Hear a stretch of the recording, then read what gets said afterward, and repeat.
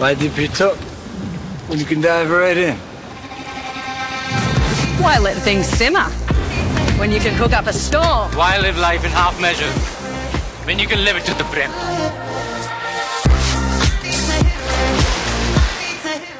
रत्नागिरी जिल्ह्यातील 5 विधानसभा मतदारसंघात जवळपास 65% मतदान झालेलं आहे। रत्नागिरी जिल्ह्यातील 5 विधानसभा मतदारसंघातील मतदान यंत्रणाच्या स्ट्रॉंग रूमला या ठिकाणी त्रिसदस्यीय कवच या ठिकाणी पाहायला मिळणार आहे। झालेल्या मतदानाच्या मतपेट्यांसाठी कडेकोट सुरक्षा व्यवस्था या ठिकाणी ठेवण्यात आलेली पाहायला मिळते आहे। केंद्रीय राज्य राखीव दल आणि स्थानिक पोलीस अशांचं या स्ट्रॉंग रूमला या ठिकाणी संरक्षण असणार आहे। एक अधिकारी 20 कर्मचारी असे CRPFच्या या कवचामध्ये असणार आहेत, तर राज्य राखीव दलाचे 10 कर्मचारी या ठिकाणी तैनात असणार आहेत।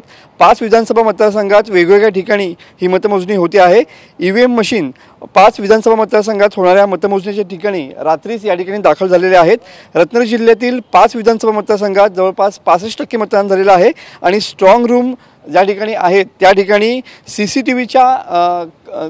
CCTVची करडी नजर या ठिकाणी असणार आहे।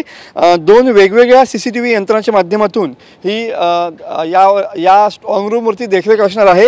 एखादी यंत्रणा बंद पडल्यास दुसऱ्या यंत्रणेचा पर्याय या ठिकाणी असणार आहे। मात्र एकंदरीत जर बघितलं तर रत्नागिरीच्या आंबेडकर भवनमध्ये रत्नागिरी विधानसभा मतदारसंघातील ही स्ट्रॉंग रूम आहे आणि या ठिकाणी सध्या सुरक्षा व्यवस्था एकदम चोख पाहायला मिळते आहे।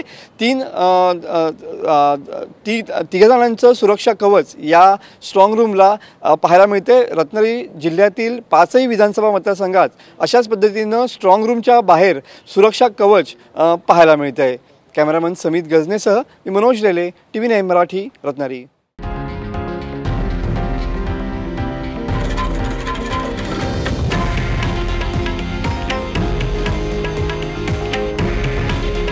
हे आहे देशातील नंबर 1 न्यूज नेटवर्क आणि आपण पाहत आहात TV9 मराठी।